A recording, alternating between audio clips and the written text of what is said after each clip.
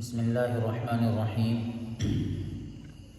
شروع کرتا ہوں اللہ کے نام سے جو بہت مہربان نہایت رحم کرنے والا ہے۔ الحمدللہ رب العالمین۔ تمام تعریفیں اللہ کے لیے ہیں جو تمام جہان کا پالن ہار ہے،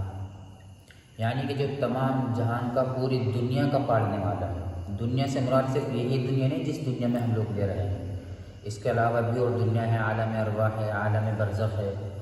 اور اس سے مراد یہ بھی ہو سکتا ہے کہ ایک عالم انسانوں کی دنیا، عالم جنات کی دنیا، عالم فرشتوں کی دنیا، یعنی جتنی بھی دنیا ہے، جتنے بھی جہان ہیں اللہ تبارک و تعالیٰ نے بنائے ہیں، سب کا پالن ہار ہے، سب کو پالنے والا ہے۔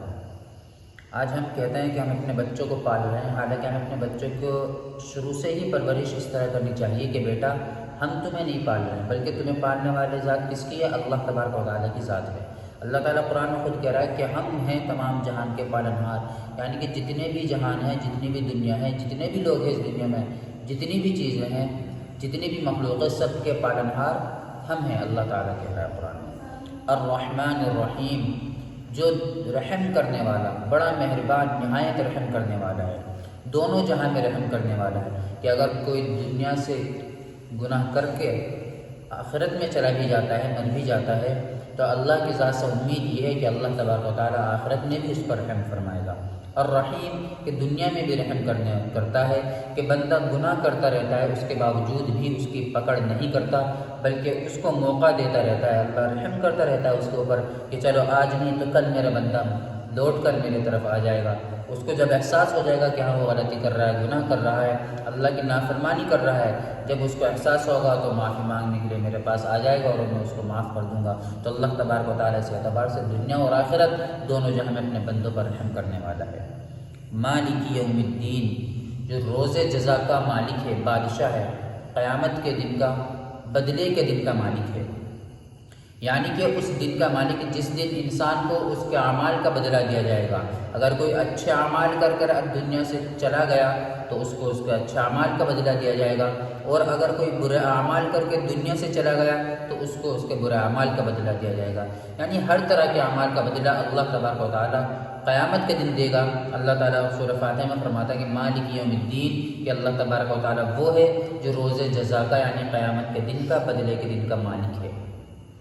اب مالک جو ہے اللہ تبارک و تعالیٰ جو قیامت کے دن جب فیصلہ کرے گا تو مالک یعنی بادشاہ بن کر کرے گا، اور مالک اور بادشاہ کو اختیار ہوتا ہے ہر چیز کا کہ وہ جس کو چاہے معاف کر دے، جس کو چاہے سزا دے دے۔ لہٰذا ہمیں ابھی سے ہی اپنے آپ کو اس قابل بنانا چاہیے کہ اگر ہم خود کو کہ اللہ تبارک و تعالیٰ ہماری مغفرت کر دے، اگر ہم خود کو اس قابل نہیں بنا سکے تو ہمیں ایسے لوگوں سے جڑے رہنا چاہیے کہ جن کی سفارش ہمارے لیے آخرت میں کام آئے، کیونکہ مالک کے یہاں، بادشاہوں کے یہاں سفارشیں بہت زیادہ چلتی ہیں۔ اللہ تبارک و تعالیٰ نے بھی کہا ہے کہ ایک حافظ قرآن 10 لوگوں کی سفارش کرے گا، 10 لوگوں کو جنت میں لے کے جائے گا۔ ایک عالم دین کے بارے میں آتا ہے کہ وہ 70 لوگوں کو،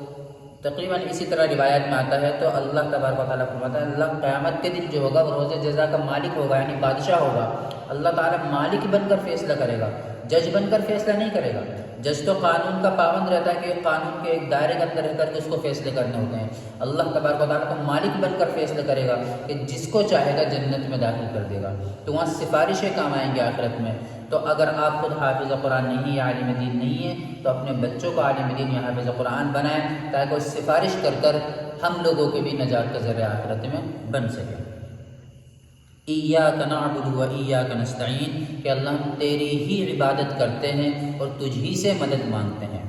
اللہ تعالیٰ یہ بھی قرآن میں کہہ سکتا تھا کہ اس طرح پڑھو کہ ہم تیری عبادت کرتے ہیں، تجھ سے مدد مانگتے ہیں۔ یہ الفاظ استعمال نہیں کیا قرآن نے، بلکہ یہ کہا کہ ہم تیری ہی عبادت کرتے ہیں۔ اس سے جو ہے دوسروں کا امکان نکل گیا کہ ہم دوسروں کی بھی عبادت کرتے ہیں، دوسروں کی بھی عبادت کر سکتے ہیں۔ یہ ممکن ہی نہیں ہے کہ مسلمان ہو، مومن ہو، اور وہ اللہ تبارک و تعالیٰ کے علاوہ کسی اور کی عبادت کر سکے، کسی اور کی بندگی کر سکے۔ سورہ فاتحہ میں اللہ تبارک و تعالیٰ نے صاف صاف بتا دیا کہ ایاک نعبد و ایاک نستعین، کہ ہم صرف اور صرف تیری ہی عبادت کرتے ہیں، تیرے علاوہ کسی اور کی عبادت نہیں کرتے، تیری ہی بندگی کرتے ہیں، تیرے علاوہ کسی اور کی بندگی نہیں کرتے۔ وَإِيَّاكَ نَسْتَعِينُ، اور مدد بھی جو مانگتے ہیں وہ صرف اور صرف تجھ ہی سے مانگتے ہیں، تیرے علاوہ ہم کسی اور سے مدد بھی نہیں مانگتے۔ یعنی کہ اللہ تعالیٰ نے اس آیت کے ذریعے سے ہمیں یہ بھی بتا دیا کہ اگر آپ کو کوئی پریشانی آتی ہے، کسی پریشانی میں مبتلا ہو جاتے ہو، تو مدد جو مانگنے ہو صرف اور صرف اللہ تبارک و تعالیٰ کی ذات سے مانگنی ہے۔ اس کے علاوہ چاہے کوئی ولی ہو، کوئی پیغمبر ہو، کوئی نبی ہو، کوئی بھی ہو، اس کے علاوہ ہمیں اللہ تبارک و تعالیٰ کے علاوہ کسی اور سے مدد نہیں مانگنی، کیونکہ اللہ تبارک و تعالیٰ نے ہمیں صاف طور سے اس آیت کے اندر بتلا دیا وَإِيَّاكَ نَسْتَعِينُ کہ ہمیں صرف اور صرف اللہ ہی سے مدد مانگنی ہے، اور ہم اللہ ہی سے مدد مانگتے ہیں۔ آگے آیت اهْدِنَا الصِّرَاطَ الْمُسْتَقِيمَ کہ اللہ ہم کو سیدھے راستے پر چلا، یعنی کہ دین کے راستے پر چلا، ہمیں اس راستے پر چلا جو راستہ کامیابی کا ہے۔ اب اللہ تعالیٰ سے دعا کر رہے ہیں اللہ تو ہمیں اس راستے پر چلا جو سیدھا راستہ ہے، دین کا راستہ ہے اور کامیابی کا راستہ ہے۔ صراط الذین انعمت علیہم کہ وہ کون سا راستہ ہے؟ کہ وہ ان لوگوں کا راستہ جن پر اللہ تبارک و تعالیٰ نے اپنا انعام نازل فرمایا، اور اپنا انعام کن لوگوں پر اللہ تعالیٰ نے نازل فرمایا؟ جن کو دین کی سمجھ عطا کی، جن کو اپنا کلمہ بلند کرنے کا اللہ تبارک و تعالیٰ نے اعزاز بخشا، جن کو اللہ تبارک و تعالیٰ نے اپنے دین کے کام کے لیے قبول کیا، جن سے اللہ تعالیٰ نے اپنے دین کا کام لیا، ان لوگوں کا راستہ انعام کا راستہ ہے کہ اللہ تبارک و تعالیٰ نے ان کو چن کر ان کے اوپر انعامات کی بارش کی، جیسا کہ انبیاء ہیں، صحابہ کرام ہیں۔ ان لوگوں کے لیے کہ صراط الذین انعمت علیہم کہ میں ان لوگوں کے راستے پر چلا جن پر تو نے اپنے انعامات نازل کیے ہیں، غیر المغضوب علیہم ولا الضالین کہ ان لوگوں کے راستے پر نہ چلانا جن پر تیرا غضب نازل ہوا اور جو گمراہ ہوئے۔ یعنی کہ اس میں دو چیزیں ہیں، ایک یہ غیر المغضوب علیہم، ایک تو وہ جن پر غضب نازل ہوا یعنی جن پر اللہ تبارک و تعالیٰ کا غصہ نازل ہوا، دوسرا وہ ولا الضالین جو کہ گمراہ ہوئے۔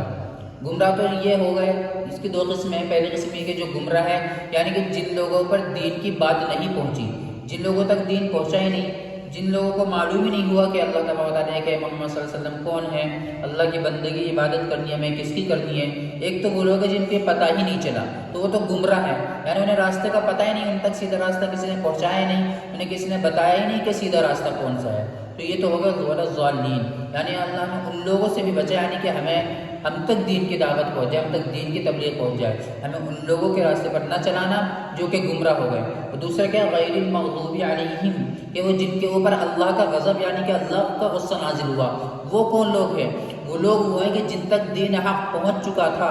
جن کے پاس دین کی دعوت پہنچ چکی تھی، جو جان چکے تھے کہ اللہ تبارک و تعالیٰ ایک ہے، اور انہیں پتہ چل چکا تھا کہ اصل دین کیا ہے، اصل حق کیا ہے، لیکن یہ سب جاننے کے باوجود ان لوگوں نے اپنی ہر درمی کی وجہ سے اسلام کو قبول نہیں کیا، اور جب انہوں نے اسلام کو قبول نہیں کیا، جب انہوں نے اللہ کو ایک نہیں مانا، اللہ کے علاوہ دوسروں کی پرستش کرتے رہے، دوسروں کی بندگی کرتے رہے اور دوسروں کی عبادت کرتے رہے، تو اللہ تبارک و تعالیٰ نے ان کے اوپر اپنا غضب نازل فرمایا، اپنا غصہ ان لوگوں کے اوپر نازل فرمایا۔ تو ہم نماز میں یہ دعا کرتے ہیں اللہ تعالیٰ سے کہ غیر المغضوب علیہم ولا الضالین کہ ہمارے پروردگار ہمیں ان لوگوں کے راستے پر نہ چلانا جن پر تیرا غضب نازل ہوا، اور نہ ہی ان لوگوں کے راستے پر چلانا جو لوگ گمراہ ہو گئے، یعنی جن لوگوں تک دین کی بات نہیں پہنچی۔ تو امید کرتا ہوں کہ اللہ تبارک و تعالی ہم سب کو ان باتوں پر اور سورت کو ترجمے کے ساتھ سوچ سمجھ کر پڑھنے کی توفیق عطا فرمائے۔ وآخر دعوانا ان الحمد للہ رب العالمین۔